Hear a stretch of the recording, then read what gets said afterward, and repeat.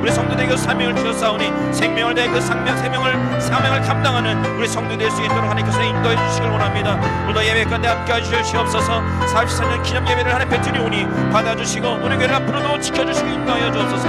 오늘도 단에 세워지는 모습 능력 가운데 붙잡아 주시고 성령으로 충만케 해주시며 선포하신 하나님의 살아계신 말씀을 통하여 우리 성도의 회복과 치유 역사가 있도록 인도하여 주시고 우리 목사님에게 성령의 기름 부으심 있게 하여 주시옵소서.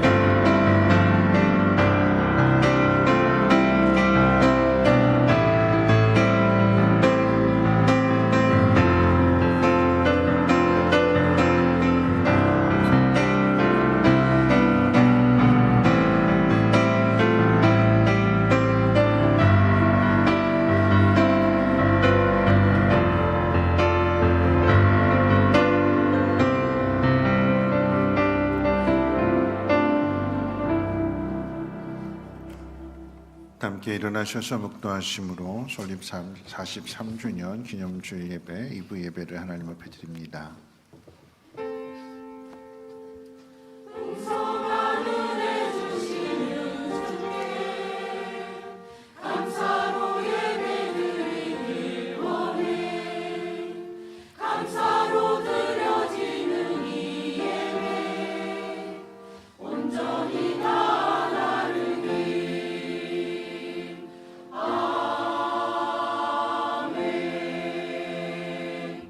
너희 모든 목마른 자들아 물러나오라. 돈 없는 자도 오라. 너희는 와서 사 먹되 돈 없이 값없이 와서 포도주와 젖을 사라.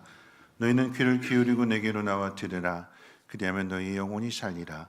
내가 너희를 위하여 영원한 언약을 맺으리니 곧 다윗에게 허락한 확실한 은혜이니라. 아멘. 거룩하신 하나님, 하나님이 택하신 귀한 자녀들 하나님 앞에 나왔사오니 오늘 약속하신 대로 다윗에게 허락하신 그 확실한 은혜가 우리 심령 가운데 깨달아지게 하시고 마음의 위로를 얻고 힘을 얻는 귀한 예배 되게 하옵소서.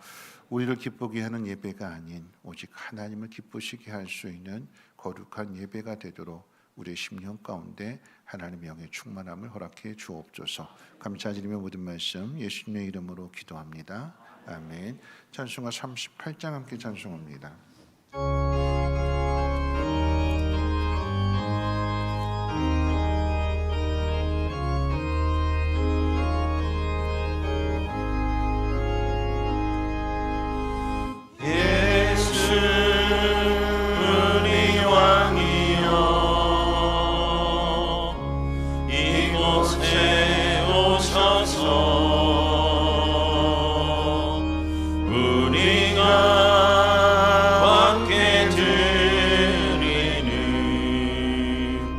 영광을 받아 주소서.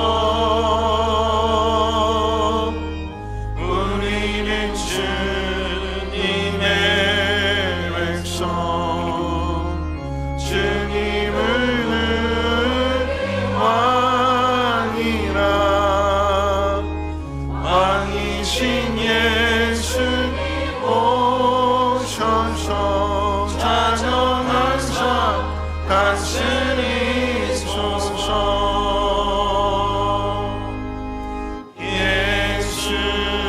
예수님 주시여 이곳에 오셔서 우리가 주께 드리는 찬양을 받아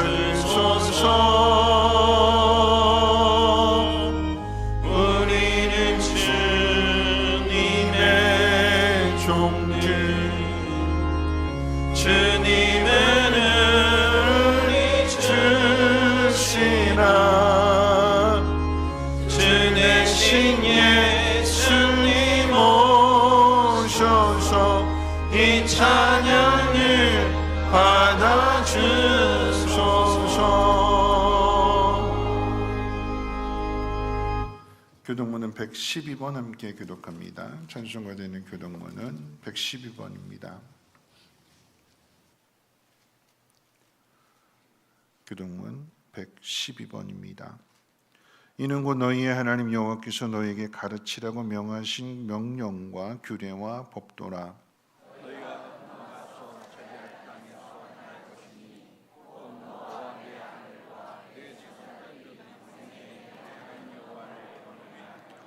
내가 너희에게 명한 그 모든 규례와 명령을 지키게 하기 위한 것이며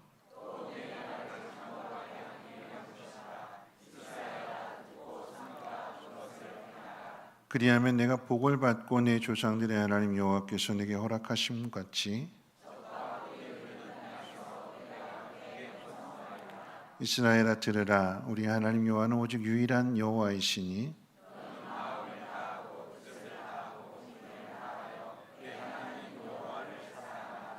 아멘. 사도신경으로 신앙 고백합니다. 전능하사 천지를 만드신 하나님 아버지를 내가 믿사오며 그 외아들 우리 주 예수 그리스도를 믿사오니 이는 성령으로 잉태하사 동정녀 마리아에게 나시고 본디오 빌라도에게 고난을 받으사 십자가에 못 박혀 죽으시고 장사한 지 사흘 만에 죽은 자 가운데서 다시 살아나시며 하늘에 오르사 전능하신 하나님 우편에 앉아 계시다가 저리로서 산 자와 죽은 자를 심판하러 오시리라.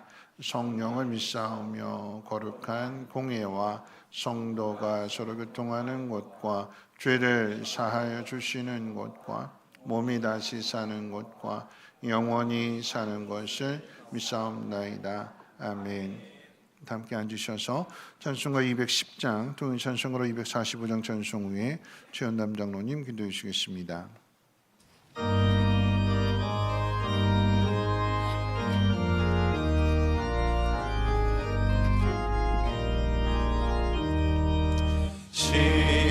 성과 같은 교회 그의 영광한 업과 허락하신 말씀대로 주가 친히 세웠다. 반석 위에 세운 교회 흔들자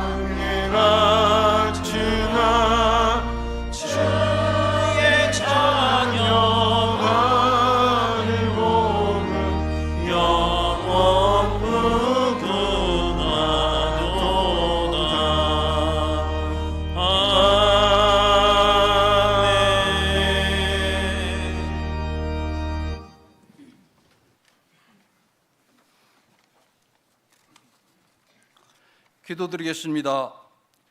전능하시고 자비로우신 하나님, 번잡한 세상 속에서 세상길 가지 아니하고 오직 성령님의 인도함으로 예배 자리로 인도하시니 감사와 영광을 드립니다.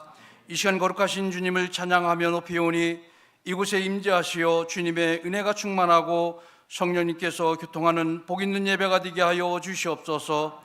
한 주간의 삶 속에서도 저희들은 진실을 원하면서도 거짓을 행하며 의를 생각하면서도 죄악 속에 살았음을 고백합니다. 주님 앞에 부끄러운 모습으로 섰사오니 주님의 정결함으로 용서하여 주시옵소서. 거룩하신 하나님, 만물들을 더욱 짓게 하신 것 같이 우리 성민교회가 43주년 기념 예배를 드립니다. 이윤기 원로 목사님을 통해 반석 위에 하나님의 십자가가 세워지고 이혜진 목사님을 통해 세워진 십자가가 더욱 든든히 계승하여 땅끝까지 달려갑니다. 말씀과 기도와 찬양이 어떤 상황 가운데서도 약해지지 않고 이곳에 함께하는 우리의 믿음의 공동체가 더욱 든든히 견고하며 흔들지 않는 교회가 되게 하여 주시옵소서.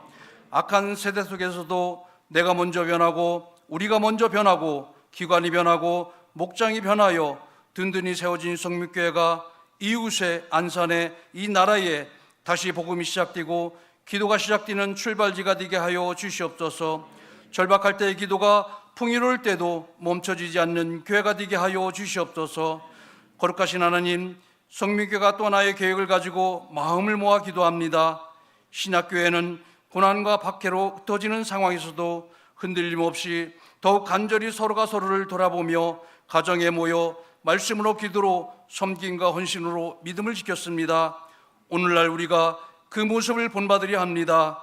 흩어졌던 우리의 마음이 한 곳에 모아지게 하시고 성령님의 임재를 기도했던 마가의 다락방이 우리들이 가정이 되게 하시고 성민교회 공동체가 되게 하여 주시옵소서.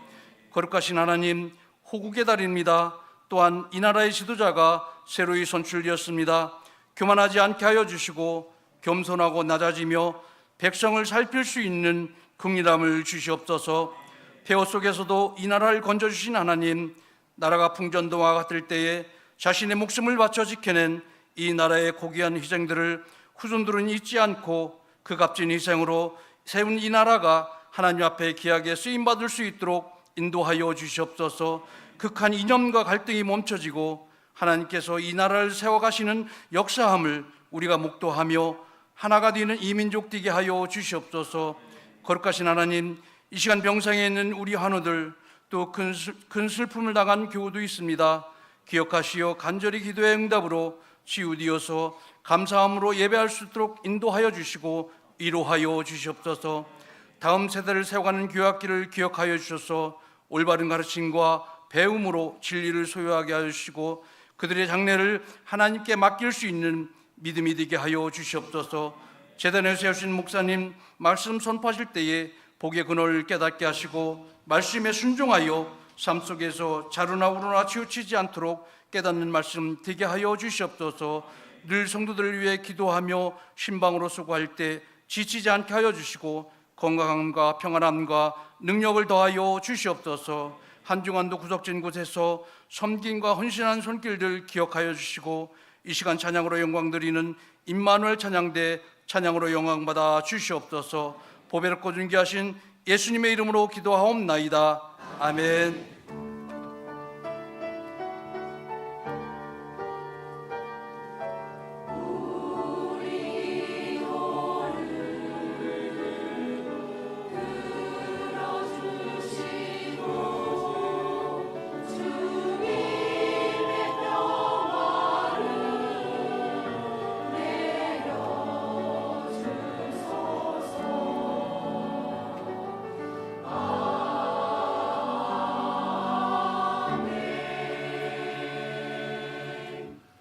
네, 교회 소식은 주보를 참고했습니다. 오늘은 교회 설립 43주년을 맞이하는 기념주일입니다.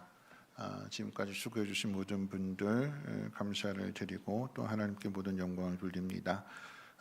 성민교회가 말씀드리는 것은 성민교회가 이제 가정교회로 전환하는 그 선포식을 원래 오늘 설립 기념일을 맞이해서 이렇게 하려고 했는데 사과드리는 것은 올해 말로 이제 연기를 하게 됩니다. 조금 더 준비하는 시간을 갖기 위함이고 이런 과정 속에서 우리 목장 또 목자 되시는 분들에게 혼란을 끼친 것 다시 한번 사과를 드리고 올해 연말까지 그대로 현 목장 그대로 유지하시면서 함께 준비하도록 하겠습니다. 6월 재직회는 설립기념 주일 관계로 다음 주로 연기를 하게 됩니다. 교육부장 회의는 다음 주일 2시에 당회장실에서 있습니다. 안산시 함께하는 열린 아버지학교 힐링데디 무료라고 하니까 주변에 아버지학교 수료하지 않으신 분들 있다면 적극 추천해 주시기를 바라겠습니다. 오늘 이제 주부에 나와 있지 않지만 이번 주 목요일 교회에서 김치를 담근다고 합니다. 시간 되시는 분들 함께 오셔서 우리가 이제 주일날 식사를 위해서 만드는 김치이기 때문에 함께 수고해 주셨으면 감사하겠습니다. 43주년 기념을 이제 맞이하면서 이제 김분정 원사님께서 이제 떡을 준비해 주셨는데 일부 예배 때는 식사를 못 하시기 때문에 이렇게 하나씩 나눠드렸고 오늘 이제 2부 예배 드리신 분들은 나눠드리지 않고 식사하시면서 함께 드실 수 있도록 이제 식당에 준비를 해두었습니다. 양해의 말씀 부탁드리고 또 이렇게 귀한 섬김을 통해서 섬겨주신 것 감사를 드립니다. 하나님 말씀 보도록 합니다. 하나님 말씀 마태복음 28장 16절에서 20절입니다. 마태복음 28장 16절에서 20절까지 신약성경 52페이지고요. 마태복음 28장 16절에서 20절까지 말씀을 제가 봉독합니다. 11 제자가 갈릴리에 가서 예수께서 지시하신 산에 이르러 예수를 배우고 경배하나 아직도 의심하는 사람들이 있더라. 예수께서 나와 말씀하여 이르시되 하늘과 땅의 모든 권세를 내게 주셨으니 그러므로 너희는 가서 모든 민족을 제자로 삼아 아버지와 아들과 성령의 이름으로 세례를 베풀고 내가 너에게 분부한 모든 것을 가르쳐 지키게 하라. 볼지어다 내가 세상 끝날까지 너희와 항상 함께 있으리라 하시니라. 아멘. 임마누엘 찬양대 찬양 읽겠습니다.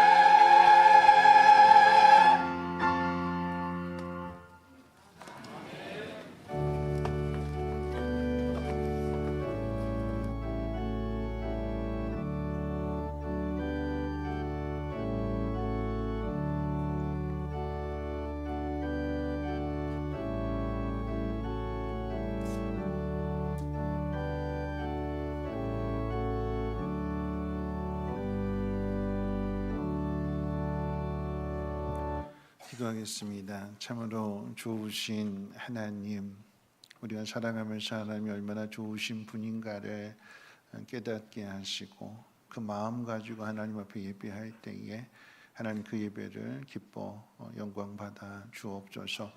사랑하는 마음에서 드린 귀한 예물 더욱더 복되게 하셔서 이 예물이 씌어지는 곳곳마다 하나님의 손으로 덮어주시고 공급해주시고 채워주심으로 오병이와 같은 놀라운 기적의 역사들 나타나게 하시고 많은 사람들이 만족함을 얻을 수 있는 복된 예물이 되게 하옵소서.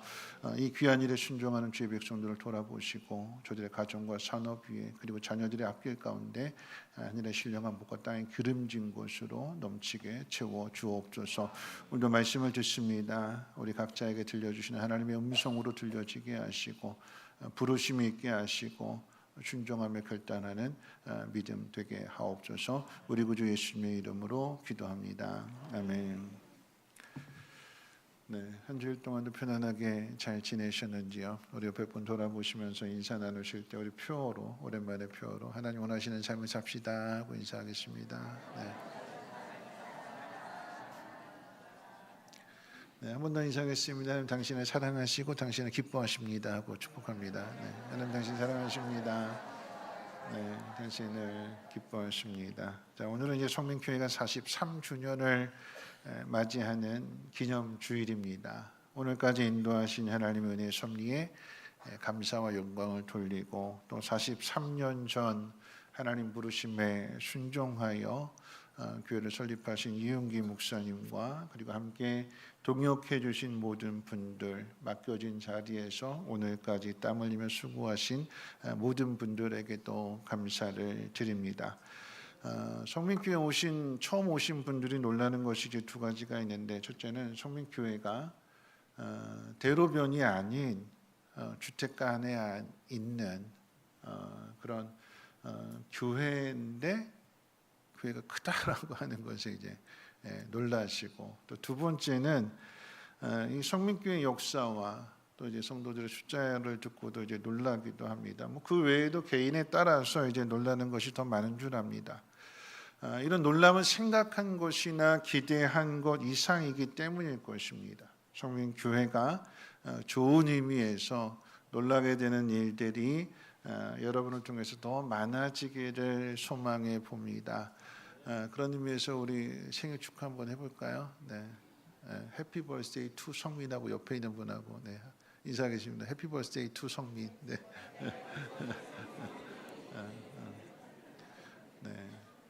성민의 가족이 되신 걸 다시 한번 축복하고 환영합니다. 어느 시대든지 교회는 늘 위기 가운데 있습니다. 우리 시대도 다르지 않지요. 문을 여는 교회 숫자보다도 문을 닫는 교회 숫자가 더 많다고 합니다. 아이를 낳지 않아서 인구의 수가 줄어들다 못해서 인구 절벽이라고 하는 말도 생겨났습니다. 폐원하는 유치원, 폐교하는 초등학교, 중학교, 고등학교도 점점 늘어나고 있습니다. 여기 더해서 이제 MG라고 하는 말도 생겨났는데, 이 끝에 있는 이 G 세대는 뭐냐면 누구의 말도 듣지 않고 미디어나 또 아니면 유튜브와 같은 인터넷과 같은 거기에서 얻게 된 그 정보를 철석같이 믿고 자기 주장을 강하게 하는 그런 세대라고 하는 뜻입니다. 그 이야기는 뭐냐면 사람들의 마음이 많이 달라졌다라고 하는 거죠. 예전에는 어른의 말에 무조건 순종이었습니다. 부모님 말씀하시면 거기에 토를 달지 못하고 거기에 말대꾸할 수도 없고 이해할 수밖에 없는 그런 시대였는데, 지금은 부모 자식 간에도 합당하지 않으면, 그 이유가 합당하지 않으면 따르지 않는다라고 합니다. 그러니까 이전 세대의 교회는 모이기를 잘했고 항상 교회 중심이었어요. 근데 코로나 이후에 모이는 것이 힘들어졌고 봉사하는 것은 더 힘들어졌습니다. 시대를 탓하고 사람들을 탓해서 될 일이 아니지요. 어느 시대든 어떤 사람들에게든 그리고 어떤 공동체든 항상 어려움이 있어 왔기 때문에 그 어려움 속에서 교회가 해야 할 일을 찾아야 할 것입니다. 교회가 해야 할 일은 하나님이 이루시고자 하는 일이어야 하고 또한 성경에서 가르치는 것이어야 합니다. 하나님이 이루시고자 하는 일을 한마디로 정리한다면 사람을 세우는 일입니다. 사람을 세우는 곳에 교회가 세워집니다. 그래서 교회는 사람이고 사람은 곧 교회입니다. 성민교회는 가정교회로 전환을 준비하고 있습니다. 그러니까 많은 분들이 이제 가정교회에 대해서 궁금해하시죠. 가정교회를 말을 들으면 통일교와 같은 이단으로 오해할 수도 있습니다. 그런데 이 가정교회는 이단이 아니라 위기에 빠진 기독교가 다시 기본으로 다시 성경의 가르침으로 돌아가기 위해서 만들어지는 교회입니다. 신약 성경 안에서 이방 땅에 세워지는 교회의 시작은 가정으로부터 시작이 되었습니다. 가정에서 모인다는 것은 곧 가족이 된다는 의미입니다. 가족이란 서로를 돌아보고 서로를 위해서 희생하는 사랑의 관계를 말합니다. 그럼 신약 교회 안에는, 그러니까 이방 땅에 세워지는 그 교회 안에는 다양한 신분들이 있었다고 그랬어요. 주인도 있고 종도 있고 헬라인도 있고 유대인도 있고 부유한 사람도 있고 가난한 사람도 있고, 그런데 그 모두가 이 가정에서 모이게 되는, 서로 다른 피부 색깔을 가지고 있고 서로 다른 배경을 가지고 있고 서로 다른 환경에서 살아가는 사람들이 이 가정에서 모이게 될 때 서로 다 같이 하나가 되어주는, 예를 들면 그런 거죠. 종과 주인이 같이 있는데, 종이라는 건 노예를 얘기하는 거잖아요. 그 삶이 얼마나 고달프고 힘들겠어요. 그런데 저녁에 예수의 이름으로 모이는 그 가정에 왔더니 거기서 그 주인들이, 그 귀한 신분을 가진 사람들이 힘들었지 하고 위로해주고 도와주고 필요한 것들을 공급해주게 되는, 그게 신약 성경에서 말하는 교회의 모습이었다라고 하는 것입니다. 그렇기 때문에 그 안에 들어오게 되면, 가족이 되면 그 안에서의 안정감을 느끼게 되는 것이고 그 안에 있으면 행복해지게 되는 거죠. 가정교회 목장과 이전의 구역 모임의 가장 중요한 차이 또한 이 가족이 되는 관계에 있습니다. 여러분, 이전에 구역의 모임은 주로 남편들이 없을 때 여자분들이 집에서 모이는 건 똑같아요. 집에서 모였어요. 그렇죠? 근데 누구만 모였어요? 여자분들만 모였어요. 여자분들. 근데 가정교회의 이 목장은 저녁에, 목요일이든 금요일이든 아니면 토요일이 됐든 그 목장 식구들이 날을 정해서 저녁에 모이는 거예요. 남자도 모이고 여자도 모이고 거기에 아이도 모이고. 중학생이나 고등학생들은 따로 이제 그 중학생, 고등학생들만의 목장 모임이 있겠지만 이 아이들이 있는 경우, 주일학교 아이들이 있는 경우에는 그 목장 모임을 하게 될 때 주일학교 애들끼리 먼저 이렇게 목장 모임을 하도록 부모님 옆에서 도와주는 거예요. 주일학교 찬송 2곡 하고, 그리고 이제 아이들이 한 주일을 돌아보면서 똑같이 하나님 앞에 감사했던 거, 그리고 그 가운데서 기도 제목을 이야기해주고, 그러면 그 이야기를 다 기도 제목을 정리해서 같이 부모님들과 같이 함께 기도해주고, 그리고 이제 아이들은 이제 놀아라 그러는 거죠. 옆에서 놀아라, 마음껏 놀아라. 뭐냐면 다음 세대를 먼저 세워주는 거예요. 아이들은 아직 어리기 때문에 그 안에서 서로 가족이 되고 형제가 되고 또 그 안에 또 리더가 되는 것들을 훈련시켜주고 부모님 옆에서 도와주는 거죠. 그리고 난 다음에 부모님들 역시도 모임을 갖게 될 때에 주일날 이렇게 전해진 그 말씀을 다시 한번 점검해보고 우리가 한 주간 동안 말씀대로 살았는지, 그리고 똑같이 아이들 했던 것과 똑같이 감사한 일 나누고 서로의 기도 제목을 나누고 함께 기도해주는, 그게 가정교회다라고 하는 거죠. 가정에서 교회가 하는 일들을 행하게 될 때에, 그래서 우리가 이제 그 오늘 광고도 나갔습니다만 아버지 학교의 구호가 있잖아요. 아버지 학교 구호, 우리 아버지 학교 구호, 장로님들 구호 준비. 네, 다시 아직 안 해. 구호 준비. 네, 구호 시작.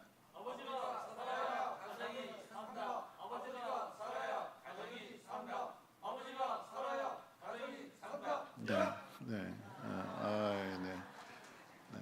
아버지가 살아야 가정이 산다, 그렇죠? 아버지가 살아야 가정이 살아요. 가정이 살아야 나라가 삽니다, 그렇죠? 다시 이 구호를 가지고 이야기한다면 가정이 살아야 교회가 삽니다. 교회와 가정은 하나다. 그래서 가정과 교회 합쳐서 가정교회가 되는 거예요. 가정을 살리기 위해서, 가족이 되기 위해서 여자분들만 혼자 예배드리는 모임이 아니라 가족 모두가, 아이들까지도 함께 예배를 통해서 그 가정을 세워주는 게 이 가정교회의 가장 큰 의미가 되는 거죠. 이런 가정교회 가장 중요한 본질은 영혼을 구원해서 제자 삼는 일에 있습니다. 오늘 본문에서도 예수님께서 제자들에게 명령하신 내용이기도 합니다. 영혼을 구원하는 것을 가리켜서 흔히 전도라고 하죠. 여러분, 전도는 단임 목사가 교회를 부흥시키고 교회를 크게 만들기 위해서 성도를 쥐어짜는 프로그램이 아닙니다. 하나님이 예수 그리스도를 통해서 이루신 그 일을 사람들에게 전하여서 죽은 영혼을 살리는 일입니다. 그런데 이 전도하는 일, 교회 본질이기도 한 이 일이 오늘날에 있어서 여간 어려운 일이 아닙니다. 참 쉽지 않죠. 예전에는 전철에서 전도하시는 분들 종종 봤어요. 근데 요즘 볼 수 없습니다. 왜 볼 수 없지요? 사람들이 싫어해요. 눈살을 찌푸립니다.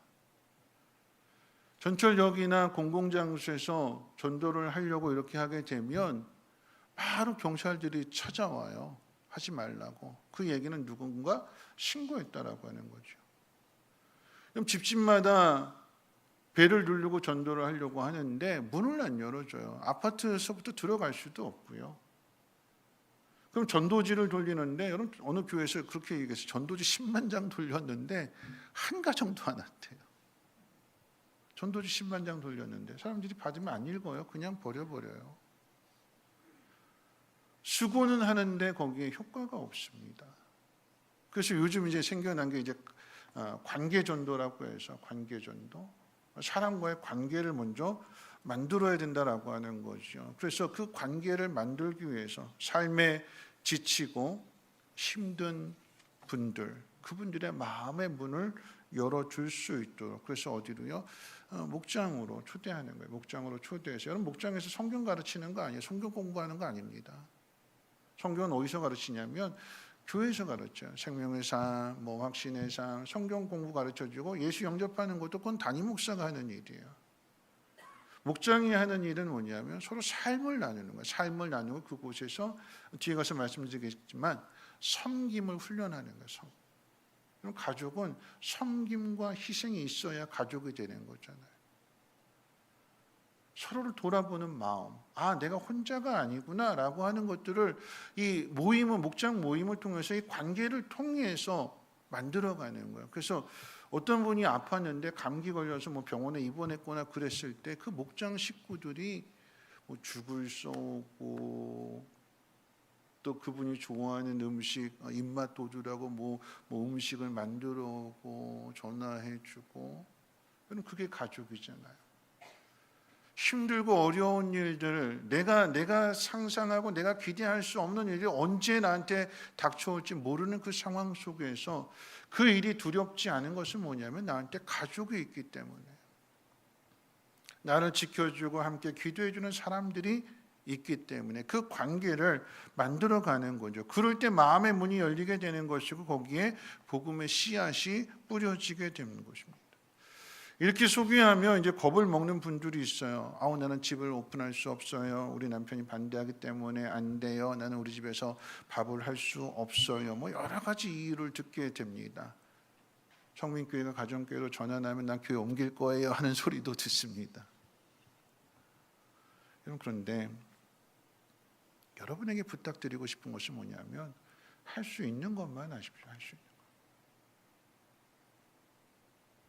억지로 막 하라는 이야기가 아니라 여러분, 할 수 있는 것, 내가 할 수 있는 형편 가운데, 그래서 정말 집에서 모일 수 없다면 그러면 그 주간에는 교회에서도 모일 수 있는 거예요. 정말 뭐 VIP가 됐든지 간에 남편이 안 믿어서 집을 오픈할 수 없다면, 그러면 목자의 가정에서 목자가 헌신함으로 해서 그렇게 모여서 어떻게 해요? 계속해서 가족의 관계를 만들어가는 거예요. 답은 없어요.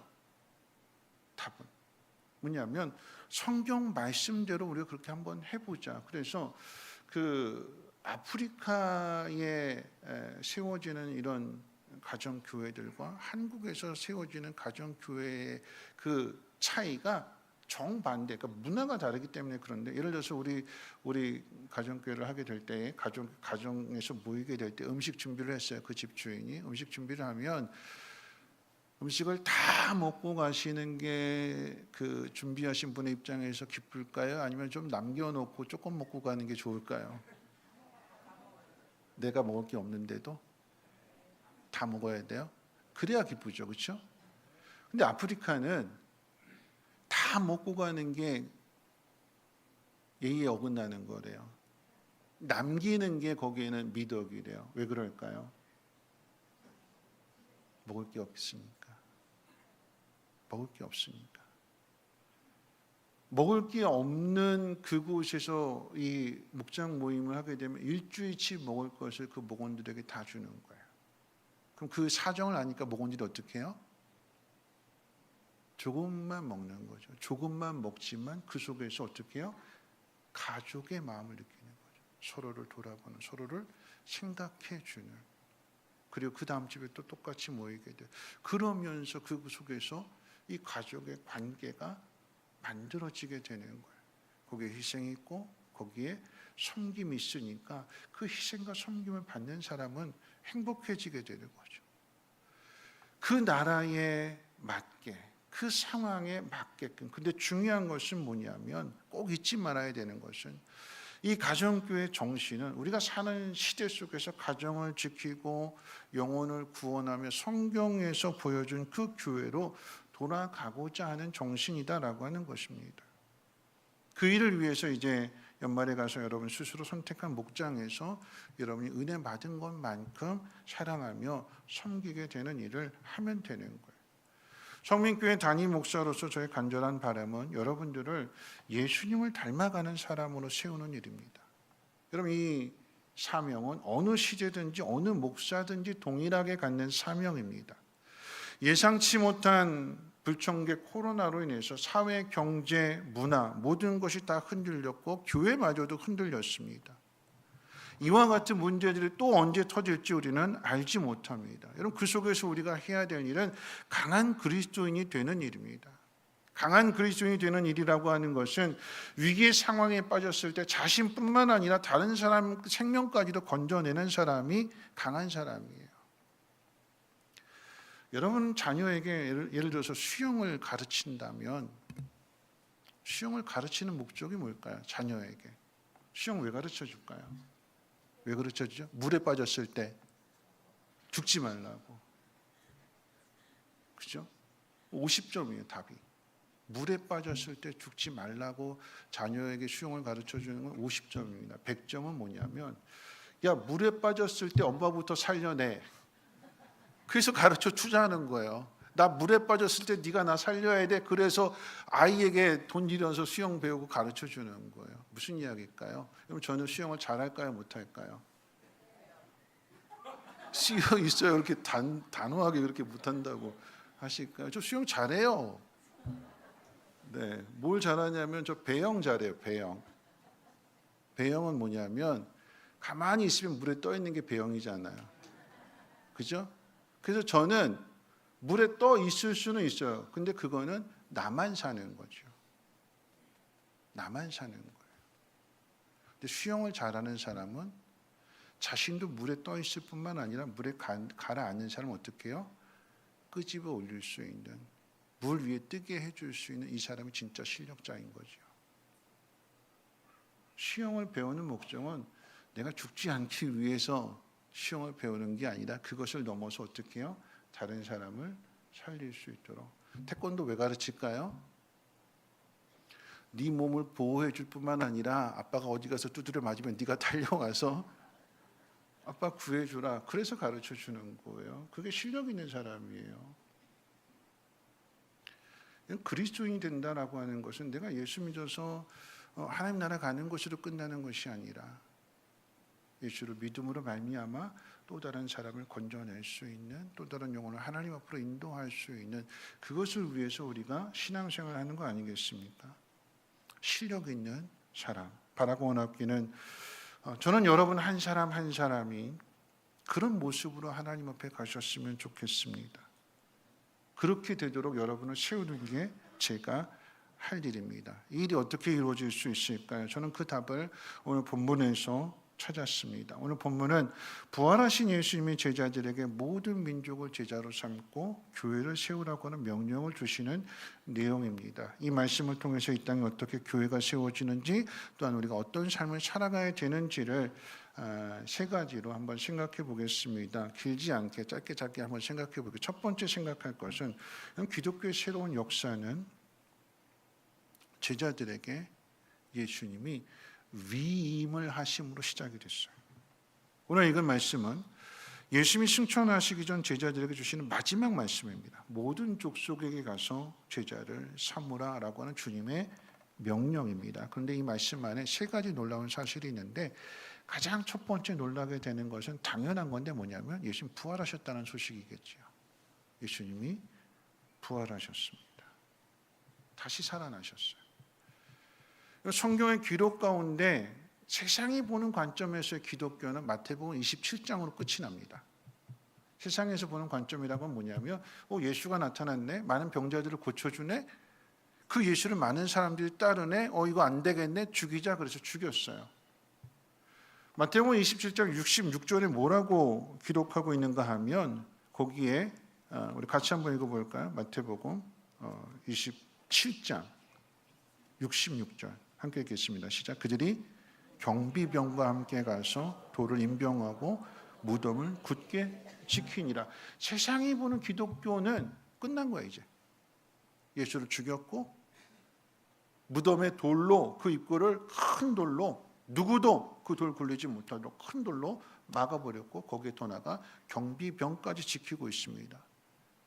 세상의 기독교는 끝난 거예요. 세상의 관점에서 볼 때 기독교는 끝났다, 예수 죽었다. 근데 28장의 이야기는 뭐냐면 그 예수님이 부활하셨다. 기독교의 역사가 끝이 아니라 새로운 역사가 시작이 된다. 예수의 부활로 말미암아 새로운 역사가 시작된다라고 하는 것을 소개해 주고 있습니다. 오늘 읽은 우리가 28장의 이야기가 바로 그 이야기예요. 두 번째 놀라게 되는 것은 뭐냐면, 죽임을 당한 예수님이 부활하셨는데, 다시 살아나셨는데, 다시 살아나신 예수님께서 자신을 죽인 빌라도를 쫓아간다거나 유대 종교 지도자들을 찾아가서 복수한다라고 하는 이야기가 어디로 가셨냐면 갈릴리로 가셨대요. 갈릴리에 가신 이유는 제자들을 만나기 위해서 가신 거예요. 제자들. 야, 고기나 잡으러 가자 하던 그런 제자들. 예수님의 부활을 온전하게 믿지 못한 그런 제자들에게 예수님이 갈릴리로 찾아가셨어요. 그 이야기는 뭐냐면 기독교의 새로운 역사가 누구를 통해서 이루어지느냐, 제자들을 통해서 이루어진다라고 하는 것을 암시하는 거예요. 복수하고 심판하고 그게 중요한 것이 아니라 하나님이 하시고자 하는, 예수를 다시 살리신 그 하나님이 하시고자 하는 그 일을 누구를 통해서 하느냐, 예수님의 제자들을 통해서 하신다. 그래서 그걸 보여주기 위해서 예수님이 갈릴리로 가신 거예요. 여러분, 세 번째 사실은 뭐냐면, 제가 이 사실을 정말 놀라게 되는데, 세 번째 놀라게 되는 것은 예수님께서 그 일을 제자들에게 맡기세요. 제자들. 우리 말씀 같이 한번 읽어볼까요? 18절과 19절 말씀 같이 한번 읽어봅니다. 시작.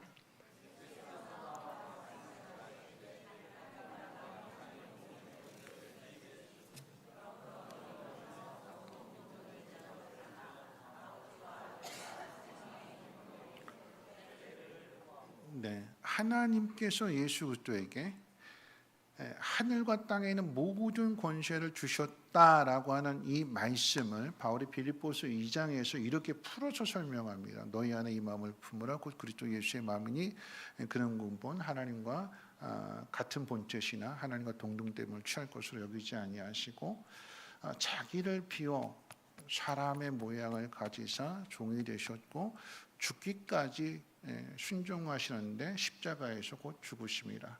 이러므로 하나님께서 그를 지극히 높여 하늘에 있는 사람이나 하늘의 땅에 있는 사람들이나 땅 아래에 있는 사람이나 모든 이름으로 예수 이름 앞에 무릎 꿇게 하시고 모든 영광을 돌리게 하셨다.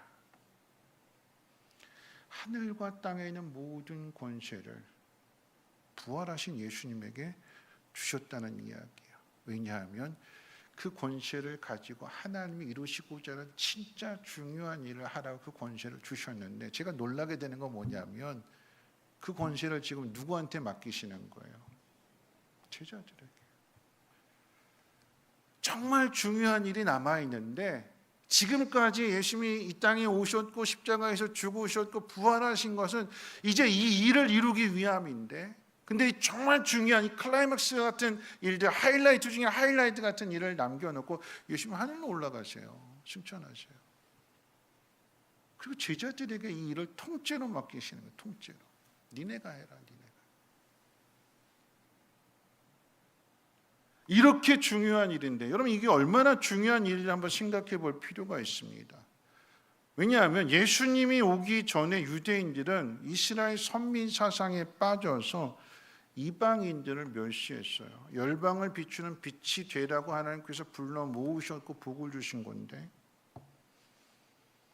마태복음의 비유로 이야기한다면 등불을 켜서 등경 위에 높은 곳에, 그래서 비춰서 멀리 있는 사람들까지도 보게 해주는 저기 빛이 있네 하고 올 수 있도록 해야 되는데, 비유 말씀 그대로 이것을 등경 위에 두지 않고 말 아래 걷어버렸어요.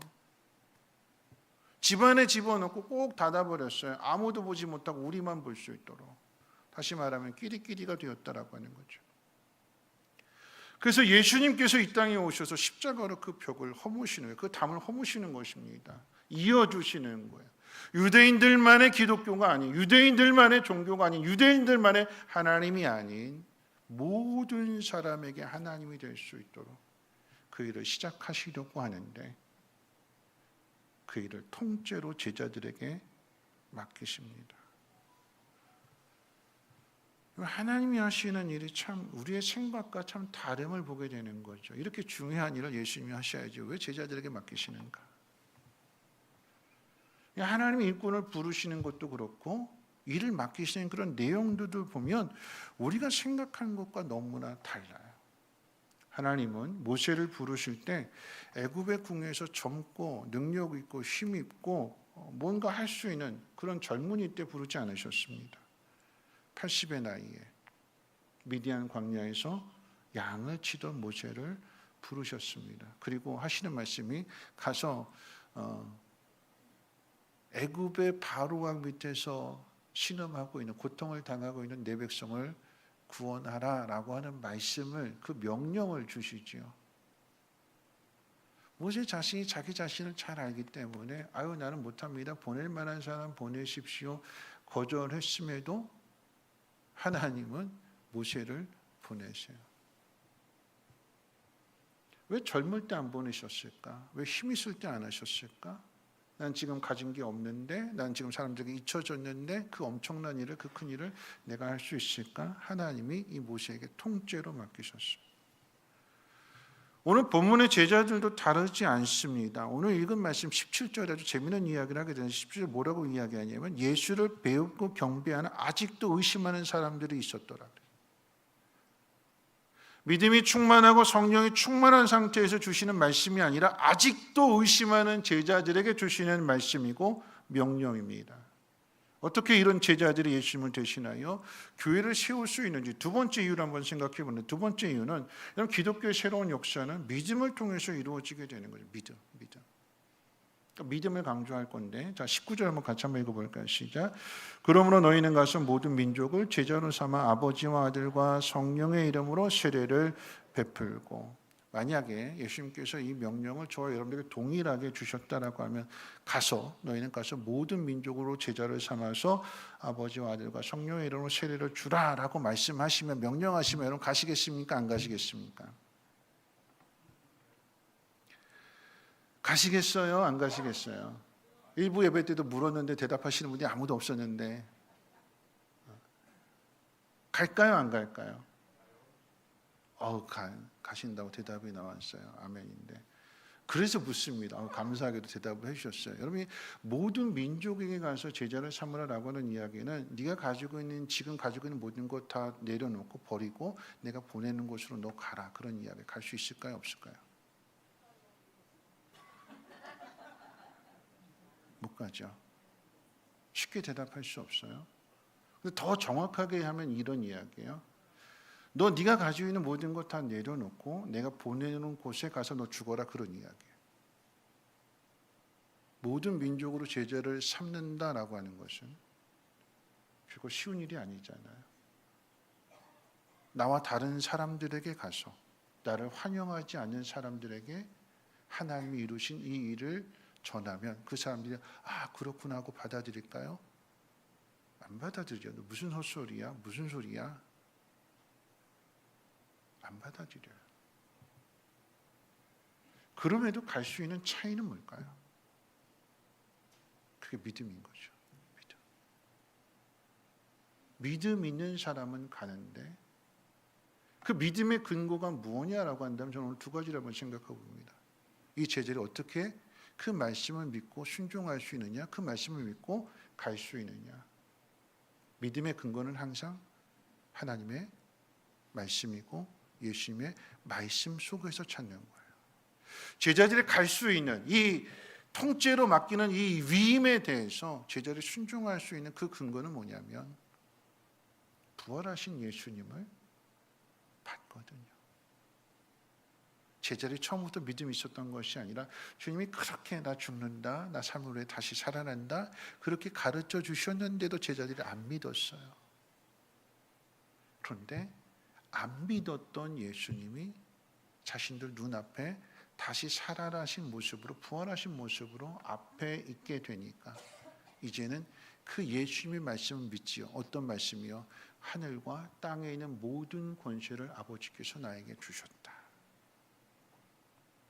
부활하신 예수님을 만나게 되니까 그 부활하신 예수님의 입에서 나오는 그 말씀은 믿어지는 거죠. 하늘과 땅에 있는 모든 권세를 주셨다. 이게 100% 다 이해하는 거 아니에요. 왜냐하면 이게 이미 예수님 계실 때 훈련되어진 거예요. 예수님께서 제자들에게 권세를 주시고 흩어서 보내셨거든요. 각 마을로 두씩 짝지어서 보내셨거든요.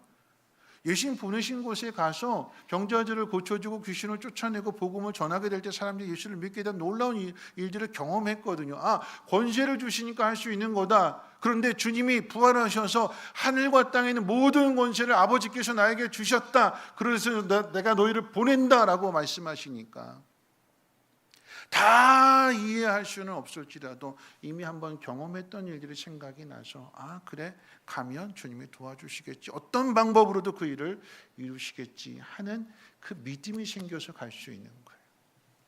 믿음은 어디서 나오느냐? 주님의 말씀, 주님의 명령으로부터. 그래서 그 말씀하신 분이 누구인지를 알게 되는 거죠.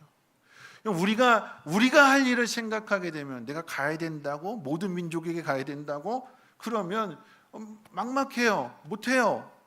그런데 주님이 말씀하셨 그 주님을 믿게 된다면 내가 생각하는 어려움의 문제가 아니라 주님이 그렇게 말씀하셨다면 주님이 이루실 일인데 난 그저 순종할 뿐이다. 무엇을 근거로요? 말씀을 근거로. 두 번째 믿음을 갖게 되는 건요. 오늘 다시 말씀드리지만 17절에서 아직도 의심하는 사람들이 있었대요. 근데 그런 사람들에게 지금 이 대위임 명령을 주시는 것인데 모든 민족에 가서 그들에게 가르치고 아버지와 아들과 성령의 이름으로 세례를 주고 그래서 그들을 제자 삼아라라고 하는 이 명령, 이 믿음은요, 말씀 들었다고 결단하겠다고 해서 믿음이 충만해지는 것이 아니라 말씀을 향해서 순종하는 마음으로 한 걸음 한 걸음 나아가게 될 때에 오순절 성령의 역사가 임하게 되는 거고, 성령의 역사를 통해서 순종하면 또 가게 되니까 안진뱅이를 일으키게 되는 것이고 복음을 전하게 되는 것이고, 그러면서 하나님이 함께 하시는 일들이 나를 통해서 이루어지구나라고 하는 것들을 경험하게 되니까 믿음이 점점 성장하게 되는 거죠. 커져가게 되는 거예요. 내가 믿음이 있어서 이 모든 것들을 결정하는 것이 아니라 그 말씀을 의지해서 내가 순종하며 나아가는 그곳에서 한 걸음 한 걸음 내디딜 때마다 거기에 하나님 도우시는 역사들을 경험하게 되니까 내 믿음이 더 성장하게 되는 거죠. 여러분 한번 생각해 보십시오. 그 예수님께서 아주 중요한 일을 통째로 맡기시는데 내가 지금까지 수고했으니까 난 좀 쉴란다. 너희들이 알아서 해라 그러고 팔짱 까고 주님이 뒤에 가서 기다리고 계실까요? 구경하실까요? 아니잖아요. 뭐 하신다고 그랬어요? 내가 아버지께 구해서 너에게 성령을 보내줄 거야. 너희가 그 일을 할 수 있도록 내가 지원해 줄 거야. 도와줄 거야. 그리고 하나님 보좌 우편에서 뭐 하신대요?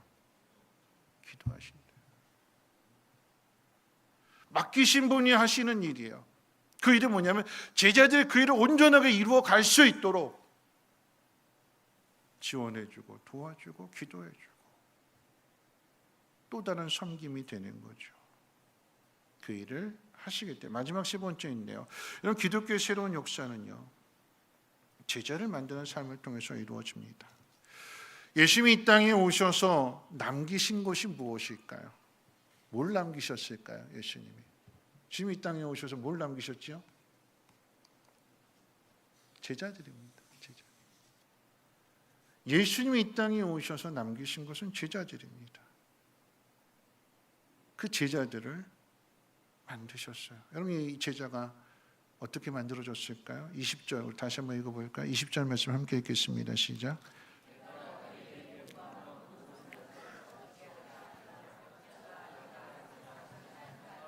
너희와 항상 함께 있으리라. 내가 너희에게 분부한 모든 것. 예수님이 오셔서 가르쳐 주시고 보여주신 모든 것입니다. 저는 예수님께서 이 땅에 오셔서 보여주시고 가르쳐 주신 그 모든 것을 하나로 딱 묶어서 요약해서 이야기한다면 누가복음 10장의 선한 사마리아인의 비유를 말씀드리고 싶습니다. 한 율법사가 어떻게 하면 영생을 얻을 수 있습니까? 영생에 대해서 물었어요. 어떻게 하면 영원히 살 수 있습니까? 어떻게 하면 하나님 나라에 들어갈 수 있습니까? 모든 인간의 궁극적인 소망이죠. 어떻게 하면 영원히 살 수 있는가? 예수님 그럴 때 성경에서 뭐라고 가르치더냐 이렇게 되물으셨어요. 율법사이기 때문에 자신 있게 대답하죠. 여러분도 한번 대답해 볼까요? 성경의 가르침의 핵심이 뭐죠? 하나님 사랑하고 이웃을 사랑하라라고 하는 것입니다. 하나님 사랑과 이웃 사랑. 그럴 때 자기를 옳게 보이려고 그럼 이웃이 누구입니까? 이렇게 물어서 선한 사마리아인의 비유가 나온 거잖아요. 가르쳐 주신 거죠. 예수님께서 그 비유를 쫙 이야기하신다면 사마리아인의 이야기를 가르쳐 주신다면 너도 가서 이와 같이 행하라. 그러면 이와 같이 행하라라고 하는 것은 뭘 하라는 이야기일까요? 착하게 살라라고 하는 이야기일까요? 어려움에 빠져 있는 사람 도와주라는 얘기일까요? 가서 너도 이와 같이 행하라라고 하는 것은 앞에 성경의 가르침, 성경의 가르침 핵심 뭐라고 그랬어요? 하나님 사랑, 이웃 사랑. 그래서 예수님이 이 땅에 오셔서 보여주신 것은, 그러니까 남기신 것은 제자들인데 그 제자들이 보여주신 것은 두 가지입니다. 하나님 사랑하는 것과 이웃을 사랑하는 것. 하나님을 사랑하는 것은 뭘로 나타나느냐? 하나님 말씀에 대한 순종으로 나타나고요. 이웃을 사랑하는 것은 무엇으로 나타나느냐? 섬김으로 나타납니다. 그래서 예수님께서 보여주신 것은 두 가지예요. 하나님과의 관계 속에서는 순종, 사람들과의 관계 속에서는 섬김. 이 땅에 오신 이유가 섬김을 받으러 오신 것이 아니라 섬기러 오셨다고 그랬어요. 사람들과의 관계 속에서 종이 되셨고 낮아지셨고 우리들을 섬겨주셨습니다. 하나님과의 관계 속에서의 순종은 그 관계 속에서 만들어지는 우리의 성품이 될 거고요. 이웃과의 관계 속에서 만들어지는 성품은 섬김의 성품입니다. 섬기다 보면 그 안에 사랑이 있고 뭐 온유가 있고 오래 참음이 있고 뭐 선함이 있고 충성이 있고 그 관계 속에서 맺어져 가는 거죠. 결국 우리가 하나님 앞에 서게 되었을 때에 이 두 가지 가지고 가는 거예요. 하나님에 대한 순종, 이웃에 대한 섬김. 그것을 어디서 훈련하는 걸까요? 교회 안에서, 목장 안에서 훈련하게 되는 것입니다. 여러분, 이 일이 쉽지 않은 것은 우리는 타락한 본성을 가지고 있기 때문에 쉽지 않아요. 믿음으로 구원을 받았지만 장성한 분량의 믿음의 그 모습까지는 아직 이르지 못했습니다. 예수를 믿음에도 구원 받았음에도 늘 자기중심적입니다.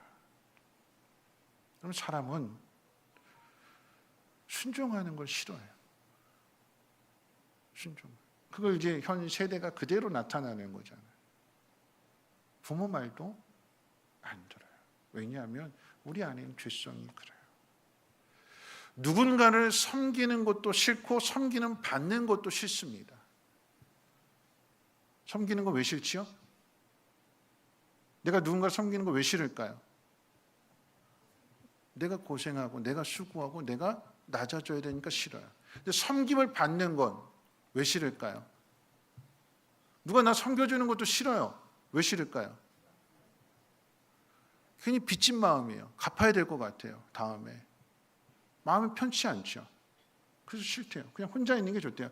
안 주고 안 받고 안 먹는 게 낫대요. 그럼 행복할까요? 아니죠.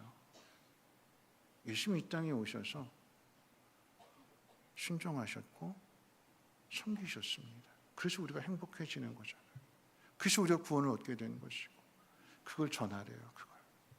아니 제자들에게 위임하신 것은 그런 삶을 살아내라라고 하는 것입니다. 그런 삶을 살게 될 때 거기에 어떻게 해요? 거기에 제자가 만들어지게 되는 거예요.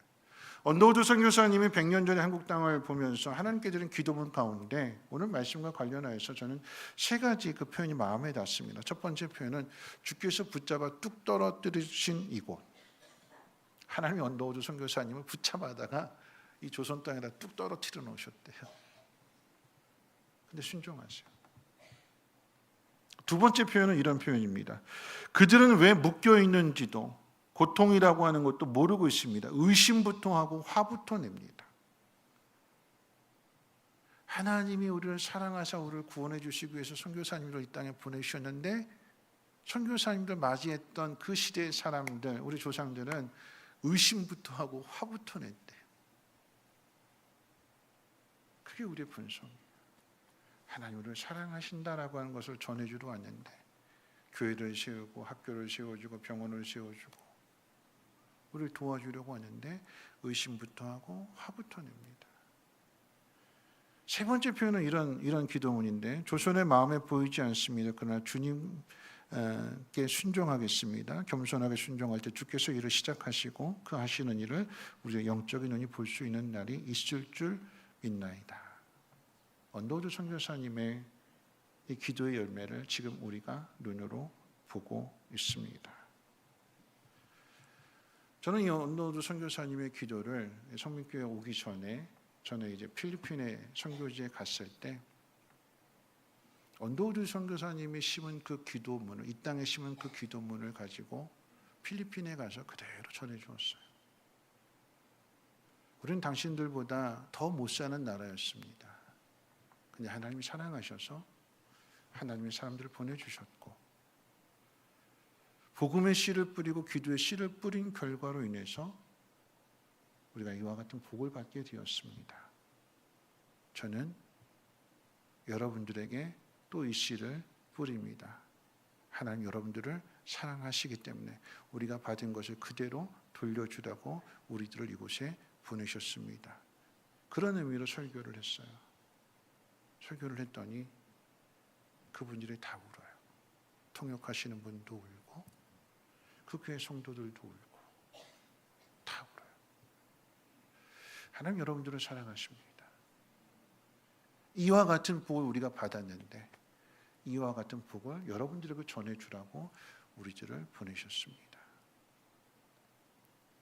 그곳에 교회가 세워지게 되는 것이고, 그곳에 그 모습을 본 또 다른 누군가, 섬김을 받은 그 또 다른 누군가가 누군가를 섬기게 될 때 거기에 또 하나의 제자가 만들어지게 되는 것이며, 그래서 복음이 땅끝까지 전해지게 되는 것입니다. 그럼 선교는요, 제가 선교를 이야기하는 것이 아니라, 우리가 이제 여름 이번 방학 때 우리 청년부가 캄보디아를 가는데, 캄보디아의 장유한 선교사님이 선교하시는 것은 다른 거 없어요. 그곳에 살아가는 것입니다. 사는 거예요, 사는 거. 하나님의 사람으로. 뭐 하라고요? 하나님께 순종하고 거기에 캄보디아에 있는 수많은 영혼들을 섬겨주라고. 저의 선교지는 어디일까요? 저의 선교지는 어디일까요? 안산이고 성민교회입니다.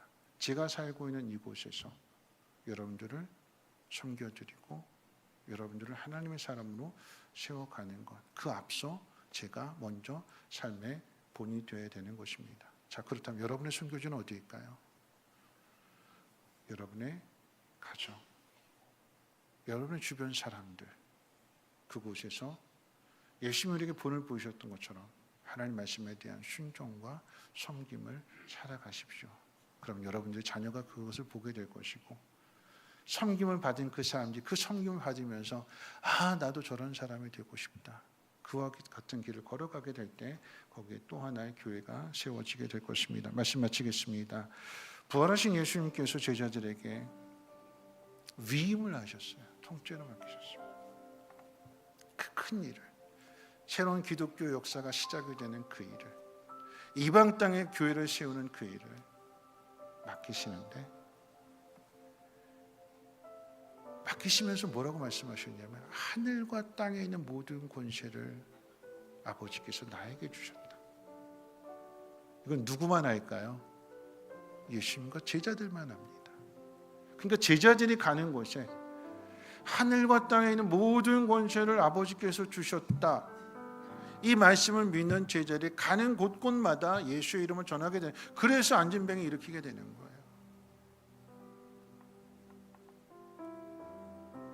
어둠이 있는 곳에, 하나님의 사랑을 알지 못하는 곳에 하나님의 사랑을, 예수 그리스도의 삶을 배운 이 제자들이 가서 그 사랑의 삶을 살게 될 때 그곳을 다스리던, 그곳을 지배하던 어둠의 영들이 떠나가게 되는 것. 그래서 거기에 하나님의 통치가 이루어지게 되는 것입니다. 여러분의 가정에, 여러분의 목장에, 여러분을 통해서 여러분 주변의 사람들에게 하늘과 땅에 있는 모든 권세가 주님 앞에 있고, 주님이 행하시는 그 일들을 통해서 어둠의 영들이 떠나가게 되고, 거기에 진리의 영이, 말씀의 영이, 생명의 영이 임하신다. 주님이 통치하신다. 여러분이 밟는 그곳에, 여러분이 신앙의 삶을 살아가는 그곳에 주님이 제자들에게 통째로 맡기셨어요. 통째로. 아직도 의심하는 사람들이었는데 그런 제자들 통째로 맡기신 이유는 뭐냐면, 그 일을 통해서 이 제자들의 믿음이 성장해 가는 거예요. 그 성장해 가는 그곳에 오늘 마지막 절에 뭐라고 얘기냐면, 세상 끝날까지 너희와 항상 함께 있는다. 이 말씀이 경험되어지는 거예요. 주님이 하셨구나. 나를 통해서 주님이 하시는 일이구나. 주님이 나와 함께 계시는구나. 순종하는 사람이, 이 명령에 충성하는 사람이 함께 하시는 그 주님을 경험하게 되니까 그 믿음은 흔들리지 않을 뿐만 아니라 누군가도 건져내고 누군가도 살려낼 수 있는 실력 있는 그리스도인이 되는 것입니다. 저와 여러분들이 그런 그리스도인들 되시기를 바라고, 그런 모습으로 하나님 앞에 가기를 원하며, 더 나아가서 여러분의 삶의 그 흔적이 남겨진 그곳에 또 하나의 열매가, 또 하나의 교회가 세워지는 은혜의 역사가 있기를 주님의 이름으로 축원을 드립니다. 우리 함께 일어나셔서 하나님의 약속 함께 찬양하고 기도하고 축도를 마칩니다.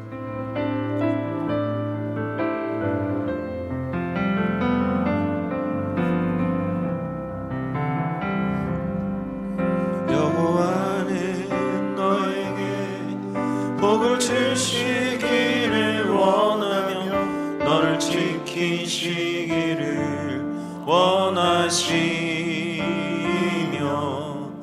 여호와는 그 얼굴을 너를 향하여 드사 은혜와 평강 주시기 원하노라.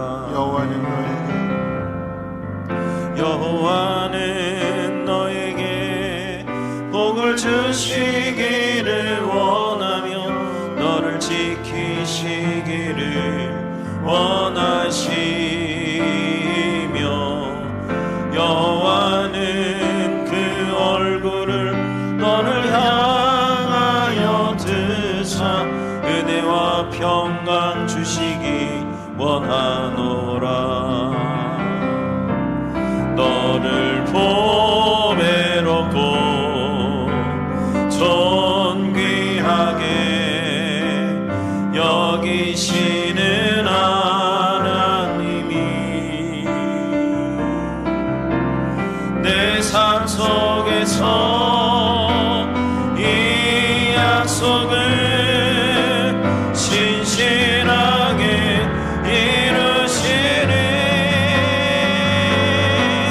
땅이 기름진 것으로 하늘의 신령한 것으로 너를 복주시고 지키신 하나님이 너의 영혼 잘 되도록 은혜 베푸시며 평강으로 인도하시니. 말씀 생각하면서 함께 기도했으면 좋겠습니다. 주님 부활하셨고 부활하신 주님에게 하늘과 땅에 있는 모든 권세를 하나님께서 주셨다고 그랬어요. 근데 그 권세가 어떻게 나타나냐면 순종하는 제자들이 가는 곳을 통해서 만나는 사람들을 통해서 그들의 문제를 도와주고 그들의 문제를 해결해주는 그 일을 통해서 그 능력이 나타나고 그 권세가 나타나고 주님이 통치하시고 다스리는 그 공동체가 세워지게 되는 것입니다. 이 엄청난 일을 맡기시는 것은 믿음이 대단해서가 아니라 의심하는 그런 모습들, 연약한 모습들이었지만 그들의 믿음을 세우시고 그들을 제자로 더 단단하게 만드시기 위해서 그 일을 위임하시고 맡기시는 거였어요. 우리 힘으로 하는 것이 아니라 한 걸음 한 걸음 내딛게 될 때에 그곳에 함께 하시는 주님의 그 놀라운 능력을 우리가 경험되어지고 그것을 보여주니까 그곳에 어둠의 영들이 떠나가게 되는 것이고 하나님의 통치가 이루어지게 되는 것입니다. 이것이 우리의 사명이 될 수 있도록 하나님, 내가 있는 우리의 가정, 목장, 우리 주변의 사람들 잃어버린 영혼을 찾게 하시고 순종과 섬김을 잘 만들어갈 수 있는, 그래서 그곳에 또 하나의 순종과 섬김을 만들어낼 수 있는 우리 삶이 되게 달라고 함께 동성으로 하나님 앞에 기도합니다. 사랑 많으신 하나님 아버지 감사합니다. 오늘 43주년을 맞이하는 무속인교회 오늘 이와 같은 말씀 주시면 감사합니다. 하나님의 사랑이 전하여지도록 하나님의 나라가 이런 모습이라고 하는 것을 세상 가운데 나타낼 수 있도록, 그래서 어둠의 영들의 지배를 받고 그 어둠의 영들에 의해서 불행한 삶을 살아가는 저들을 건져내게 하시고 하나님 앞으로 인도하게 하시고 하나님의 통치와 하나님의 다스림이 있는 그런 나라를, 그런 공동체를 세워나갈 수 있는 우리 모두가 되게 도와주시옵소서. 우리가 잘나고 우리가 똑똑하고 우리가 능력이 있어서가 아니라 아직도 의심하는 제자들에게 이와 같이 놀라운 일들을 맡기심으로 인하여서 진정한 제자로 다듬어가시고 훈련하셨던 그 주님과 같이 오늘 우리가 주어진 모든 일들을 통하여 주님이 나와 함께 하심을, 끝까지 함께 하시는 그 놀라운 일을 경험하게 하시고 또한 증거하게 하시고 하나님 그것에 또 하나의 귀한 역사를 나타내게 하시고 공동체를 세워갈 수 있도록 은혜를 베풀어 주시옵소서. 이제 말씀을 들었으니 삶의 자리로 나가십시오. 주님이 그러셨던 것처럼 하나님에 대하여는 순종을, 사람들과의 관계 속에서는 섬김을 실천해 가십시오. 하나님 여러분들과 함께 하실 것이고 여러분들 도와주실 것이며 여러분을 믿음의 사람으로 세울 뿐만 아니라 그곳에 또 하나의 제자를 만들어 주실 것입니다. 이제는 우리 주 예수 그리스도의 무한하신 은혜와 하나님의 그 크신 사랑하심과 성령님의 감화 감동 충만 보호 역사하심이 교회를 교회되게 그리고 하나님의 통치를 세상 가운데 전하고 나타내기로 소망하고 다짐하는 사랑하는 주의 백성들 머리 위에와 가정과 하는 모든 일들과 특별히 자녀들 위해 성민교회, 성민쉼터, 성민유치원 이 나라의 민족과 북한 땅과 전 세계 위에 이제로부터 영원토록 항상 함께 있을지어다. 아멘.